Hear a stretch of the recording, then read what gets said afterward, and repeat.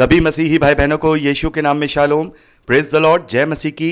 Yeshu the saviour ministry और प्रभु यीशु मसीह में आपका भाई जेम्स आप सभी का इस बाइबल अध्ययन कार्यक्रम में एक बार फिर से बहुत बहुत स्वागत और परमेश्वर का धन्यवाद करते हैं। मेरे प्यारे भाई बहनों, हम अध्ययन कर रहे हैं उत्पत्ति की पुस्तक का और एक छोटी सी प्रार्थना के साथ आज के अध्ययन को हम शुरू करेंगे। हालेलुया, धन्यवाद पिता परमेश्वर, धन्यवाद करते हैं आपके अद्भुत रीति वाले प्रेम के लिए जो आपने अपने इकलौते पुत्र को देकर हम सभी पर प्रकट किया। धन्यवाद करते हैं महान पिता परमेश्वर आपके अनुग्रह के लिए, आपके महान प्रेम के लिए, आपकी तमाम आशीषों के लिए। धन्यवाद करते हैं इस बाइबल स्टडी प्रोग्राम के लिए जिससे हम आत्मिक रूप से आशीषित हो रहे हैं। होने दे महान पिता परमेश्वर, आज के अध्ययन में पवित्र आत्मा हमारी अगुवाई करे, सहायता करे, मदद करे। सभी जो भेद की बातें हैं, सत्य बातें हैं, वो हमें सिखाए ताकि हम आपके ग्रहण योग्य बनने पाए। पिता परमेश्वर, सारी व्यवस्थाओं को रिकॉर्डिंग किए जाने को, वचन को समझने और समझाए जाने को, हर एक बात को पिता हम आपके धर्ममय और जोरावर हाथों में सौंपते हैं। आप हमारी मदद और अगुवाई कीजिए। सारा आदर देते हैं, सारी महिमा देते हैं और इस प्रार्थना विनती निवेदन को यीशु के सामर्थ्य और मीठे नाम में मांगते हैं, आमीन। मेरे प्यारे भाई बहनों, अब तक हमने उत्पत्ति की पुस्तक उसका 33वां अध्याय कंप्लीट किया था। आज हम 34वें अध्याय पहले वचन से आगे का अध्ययन करेंगे और मैं आशा करता हूं, जैसा मैंने आपको पिछले संदेश में बताया था कि आप तो आशा करता हूं कि आपने इसे पढ़ लिया होगा और यदि नहीं भी पढ़ा है तो आप इसे पढ़ लीजिएगा, क्योंकि यहां हम ओवरऑल तरीके से अध्ययन करेंगे। जो जो घटनाएं यहां पर पाई जाती हैं उनको हम ओवरऑल तरीके से बताएंगे, क्योंकि यहां पर इजराइल के पूर्वजों के इतिहास हैं और ये पवित्र शास्त्र में इसलिए लिए गए हैं ताकि मसीही विश्वासियों को इजराइलियों का इतिहास पता हो और उनसे हम, उन घटनाओं से, उनकी बातों से हम शिक्षा ले सके। ये इसलिए यहां पर ली गई हैं। हम इन्हें परमेश्वर का वचन नहीं कहेंगे। बहुत सारे लोग शायद ये कंफ्यूज हो जाते हैं पुराने नियम को लेकर के, वो हमेशा परमेश्वर के वचन की बात करने लगते हैं। जैसे कि हम यहां देखते हैं कि जो याकूब को संसारिक वस्तुएं मिलती हैं उन्हें यहां आशीष लिखा गया है कि परमेश्वर की आशीष उसे यहां मिली। और हम देखते हैं कि जो याकूब और इसहाक हैं या उनके दादा इब्राहिम हैं, उनको परमेश्वर ने जो आशीष दी है, असल में वो आशीष, वो प्रतिज्ञा है। वो प्रतिज्ञा है जिसके विषय में मैं आपको बता चुका हूं। वो प्रतिज्ञा दो तरीके से कार्य करती है, एक फिजिकल रूप से और एक आत्मिक रूप से। फिजिकल रूप से इस धरती पर वो प्रतिज्ञा कार्य करती है कि वो इजराइल का देश उन्हें मिल जाएगा, उनका वंश बढ़ेगा, और आत्मिक रूप से वो स्वर्ग के राज में पूरी होती है, जिसे स्वर्ग का विश्राम कहते हैं। उसी विश्राम के विषय में प्रभु यीशु मसीह ने भी कहा है, जिसे हमने मत्ती के सुसमाचार में पढ़ा कि हे बोझ से दबे हुए लोगों, मेरे पास आओ, मैं तुम्हें विश्राम दूंगा।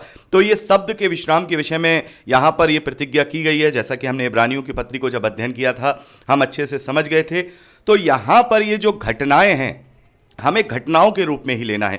बाइबल को पढ़ने का तरीका और बाइबल को समझने का तरीका इस तरीके से लेना है कि हर बात परमेश्वर का वचन नहीं है। जैसा कि अभी पिछले संदेश में मैंने आपसे बात की कि याकूब ने इस बात की मन्नत मांगी कि मेरे पास ये सब हो, सारी चीजें हों और मैं फलूं फूलूं, तो मैं अपनी हर वस्तु में से मैं तुझे 10वां हिस्सा चढ़ाऊंगा। तो इसको लेकर के भी जो प्रचारक हैं वो बहुत ही बड़ी बात कहते हैं। देखिए बाइबल में लिखा है, बाइबल में ये बात लिखी है 10वें अंश को लेकर के। खैर ये बात अलग है, लेकिन मैं आपको बताना चाह रहा हूं कि ये कोई परमेश्वर के वचन नहीं है, ये घटनाएं हैं।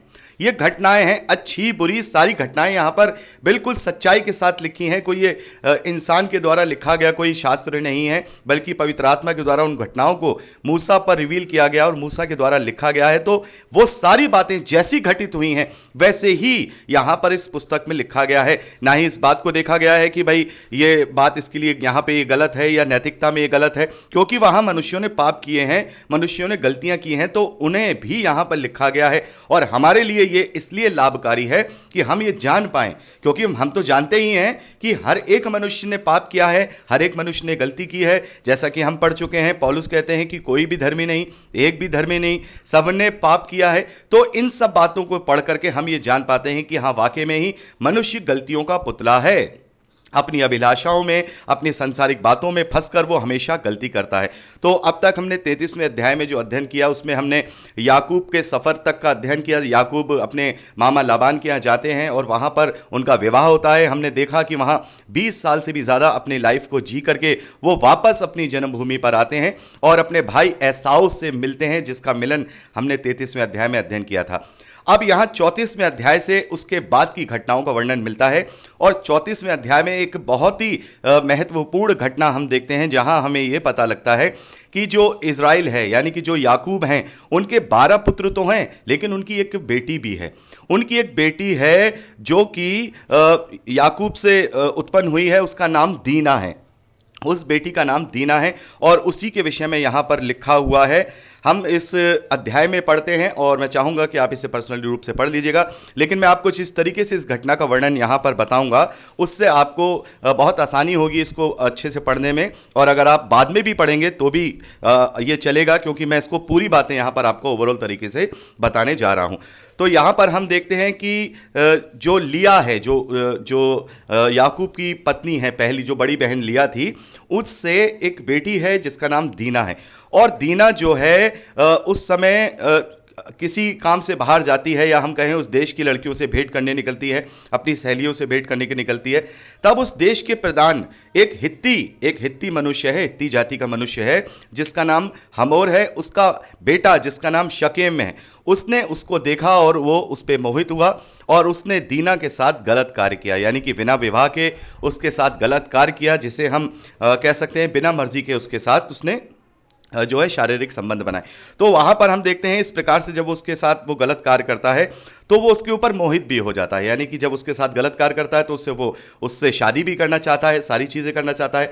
लेकिन ये बहुत बड़ी बात है, उसने जो किया था, शकेम ने जो किया है, उस वक्त इज़राइल के घराने को उसने दागदार किया है। इज़राइल के घराने की बेटी के साथ उसने दुराचार किया, उसके साथ गलत किया। और ये बात जब होती है तो वहां पर जो शकेम है वो तो उसको चाहने लगा था कि मैं इससे विवाह कर लूं और उससे शादी कर लूं।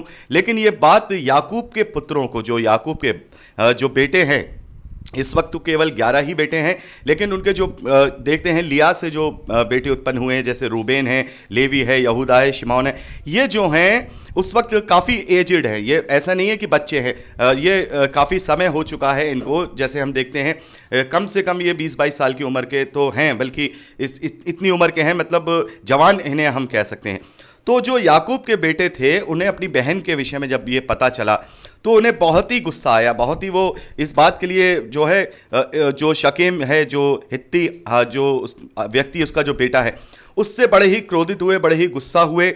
और जब ये बात शकेम ने अपने पिता से कही कि मैं चाहता हूं कि मैंने उसके साथ किया है, मैं उससे प्रीति रखता हूं, तो वो याकूब के पास आते हैं, और याकूब के पास आकर के वो एक ऑफर देते हैं कि भाई आप हमारे बेटे के साथ अपनी बेटी का विवाह करा दीजिए, यानी कि शकेम के साथ दीना का विवाह करा दीजिए, तो हम सब एक हो जाएंगे और हम में उठना बैठना हो जाएगा। सारी बातें चल रही थी, क्योंकि इज़राइल इब्राहिम की प्रतिज्ञा के वारिस हैं और परमेश्वर ने उसका चिन्ह खतना ठहराया है। तो यहां पर जो याकूब के पुत्र हैं वो बहुत ही अंदर गुस्से में है, अंदर ही अंदर बहुत गुस्से में है कि ये काम जो दीना के साथ, हमारी बहन के साथ किया है, इसे भ्रष्ट कर दिया, इसके साथ दुराचार किया है, वो अंदर ही अंदर बदला लेने की फिराक में है। लेकिन याकूब जो कि धर्मी है, और हम जानते हैं कि याकूब बहुत ही सीधे मन वाला व्यक्ति है, जैसा कि हमने पिछले अध्यायों में भी पढ़ा कि याकूब मन का बहुत सीधा है। लेकिन याकूब के मन में कुछ भी ऐसी बात नहीं, लेकिन जो बच्चे हैं वो बहुत ही ज्यादा गुस्से में है। मेरे प्यारे भाई बहनों, यहां पर हमें मनुष्य के स्वभाव का पता चलता है। यहां पे मनुष्य के जो स्वभाव है उसके बारे में हम यहां जानते हैं कि कैसे वो अपने गुस्से में आकर के अपने कुनबे को, अपने परिवार को कैसे संकट में डालता है।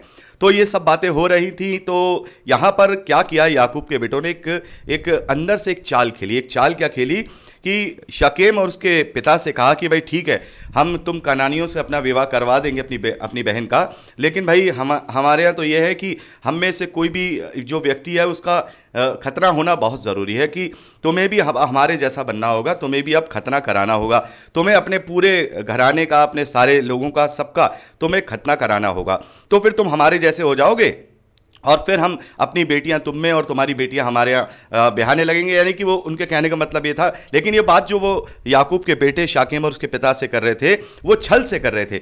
और ऐसा ही आगे देखते हैं हम, जब इसको पढ़ते हैं तो वहां पर जब वो शाकेम और उसका पिता जो अपना और सभी लोगों का मिलकर के खतना करा लेता है, तो क्या होता है कि आपको तो पता है, मैं आपको बता चुका हूं खतना क्या होता है। जो पुरुष होते हैं उनके जो मेन पार्ट होता है उसका जो पर्सनल पार्ट होता है उसके आगे की खाल को काट दिया जाता है, जिससे कि कुछ दिनों के लिए, मतलब करीब 7-8 दिन के लिए, 9 दिन के लिए चलने फिरने के लायक नहीं रह पाते। आप समझ सकते हैं इस बात को, काफ़ी ब्लड भी जाता है वहाँ से, तो वो लोग चलने फिरने के लायक नहीं रहते, उन्हें 7-8 दिन आराम करना पड़ता है, बेड पे ही उन्हें लेटना पड़ता है। तो हम देखते हैं कि उन्होंने जब ये बात की तो उन्होंने बड़ी खुशी से ये बात मान ली याकूब के बेटों की, हाँ भाई ठीक है कि हम भी अपना खतना करा देंगे। तो वो लोग अपना खतना करा लेते हैं, और जब वो खतना करा लेते हैं और खतना करा करके उसकी पीड़ा में पड़े होते हैं, तब याकूब के जो बेटे हैं, यानी कि याकूब के 2 पुत्रों ने, जिसमें से एक का नाम शिमौन है और दूसरे का नाम लेवी है, जो दोनों दीना यानी उनकी बहन के वो भाई थे जो कि लिया से उत्पन्न हुए थे, वो जाकर के क्या करते हैं, वो पूरे शकेम और उसके पिता को घात कर देते हैं, उसे खत्म कर देते हैं, और पूरा जो उनका एरिया था, जो लोग वहां पर थे, उन सब के पास जाके लूटपाट करते हैं, और बहुत ही मतलब अच्छी मतलब कहेंगे कि बहुत ही बर्बरता के साथ वहां पर वो बर्ताव करते हैं, सबको लूट लेना और सारी चीजें करना।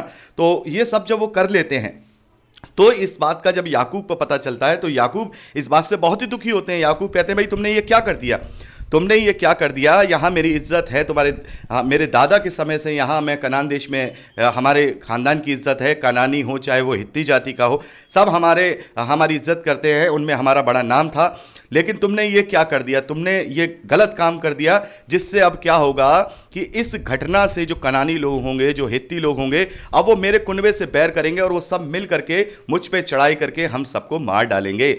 तो यहां हम देखते हैं याकूब के ऊपर ये बड़ा संकट उसके बेटों और उसके पुत्रों की वजह से यहां पर आ गया। उनको बहुत ही यहां पर बहुत ही अच्छा कहें कूल माइंड होकर के अपना यहां कार्य करना था, लेकिन उन्होंने बदले की भावना में आकर के इस प्रकार का गलत कार्य कर दिया, और अब याकूब के लिए उस जगह में रहना दूभर हो गया था, क्योंकि अब याकूब को यह पता था कि अब जो मेरा नाम यहां था, अब ये लोग जो मुझसे मेरी इज्जत किया करते थे, अब ये मेरे दुश्मन बन जाएंगे। और इस प्रकार से हम देखते हैं कि ये सारा वाकया होता है, और इस बात को लेकर के याकूब बड़े संकट में आ जाते हैं। तो यहां पर हम 34वें अध्याय में पूरा यही वर्णन पाते हैं जो मैंने आपको ओवरऑल तरीके से बता दिया है। तो उसके बाद हम देखते हैं कि याकूब से परमेश्वर कहते हैं, अब हम 35वें अध्याय में जा रहे हैं। 35वें अध्याय पहले वचन में हम पढ़ते हैं, तब परमेश्वर ने याकूब से कहा, यहां से निकलकर बेतेल को जा और वहीं रह, और वहां परमेश्वर के लिए वेदी बना, जिसने तुझे उस समय दर्शन दिया जब तू अपने भाई एसाव के डर से भागा जाता था। तो यहां पर हम देखते हैं कि परमेश्वर ने याकूब का, जैसे कि उसने वादा किया है, जैसे उसने प्रतिज्ञा की है इब्राहिम से कि मैं तेरे वंश के साथ रहूंगा, तो यहां पर परमेश्वर याकूब के साथ होते हैं और याकूब से कहते हैं कि भाई अब तुम बेतेल नामक शहर में चले जाओ। ये वही जगह है मेरे प्यारे भाई बहनों, जो कि हमने पिछले संदेशों में पढ़ा कि जब एसाव के डर की वजह से अपने मामा लाबान के याकूब जा रहे थे, तो वहां पर उन्हें जो सपना आता है, हम जैसा वो सपना देखते हैं कि स्वर्ग में एक सीढ़ी लगी हुई है और वहां से स्वर्गदूत ऊपर नीचे उतर रहे हैं, तो वहां पर उस जगह का नाम वो बेतेल रखता है, और उसी शहर को जाने के लिए यहां परमेश्वर याकूब से कहते हैं कि तू वहां पर चला जा, उसी जगह चला जा। आगे हम देखते हैं दूसरे वचन से 35वें अध्याय में, तब याकूब ने अपने घराने से और उन सब से जो उनके संग थे कहा, तुम्हारे बीच में जो पराये देवता हैं उन्हें निकाल फेंको और अपने अपने को शुद्ध करो और अपने वस्त्र बदल डालो, और आओ हम यहां से निकलकर बेतेल को जाएं, वहां मैं परमेश्वर के लिए एक वेदी बनाऊंगा, जिसने संकट के दिन में मेरी सुन ली थी और जिस मार्ग से मैं चलता था वो मेरे संग रहा। इसलिए जितने पराये देवता उनके पास थे और जितने कुंडल उनके कानों में थे, उन सबों को उन्होंने याकूब को दिया, और उन्होंने उनको बांज वृक्ष के नीचे जो शकेम के पास हैं गाड़ दिया। तो मेरे प्यारे भाई बहनों, यहां पर हम क्या देख रहे हैं, यहां पर हम देख रहे हैं कि याकूब के घराने में और याकूब के लोगों के बीच में पराये देवी देवताओं के मूर्तियां भी हैं। और यहां जो कानों के कुंडल की बात की जा रही है, तो निसंदेह ये जो कुंडल हैं उन्हीं देवी देवताओं के कुछ निशानियां होंगे।